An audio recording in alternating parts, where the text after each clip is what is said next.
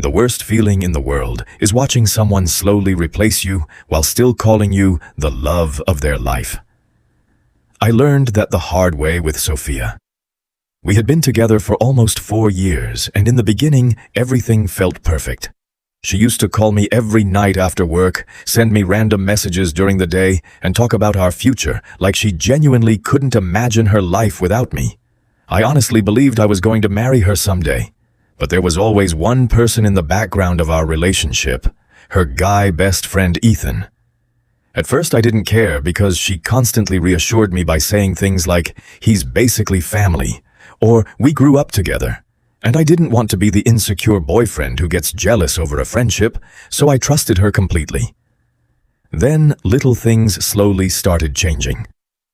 Sophia began coming home later almost every night, and whenever I asked where she was, the answer was always the same. I was with Ethan. At first, it was small things like grabbing coffee together after work or hanging out because he was apparently going through something. But eventually it became almost every evening. She stopped answering my calls sometimes, she stopped making time for our dates, and even when we were together, her attention was always on her phone because Ethan kept texting her non-stop.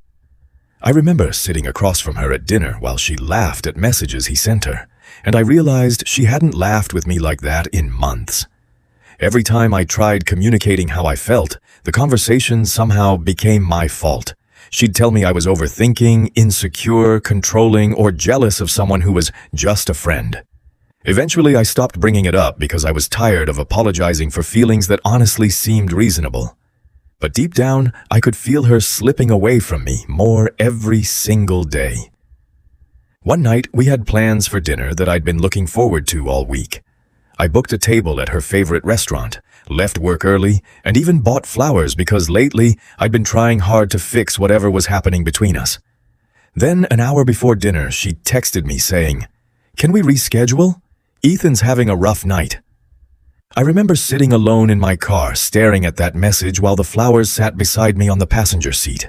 That was the first moment I truly felt replaced. After that, things got worse fast.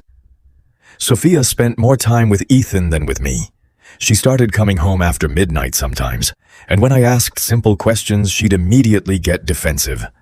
One night, she came home around 2 in the morning smiling while texting him, and when I asked where she'd been, she looked irritated and said, "Why are you acting like my father?" That sentence honestly broke something inside me because I wasn't trying to control her.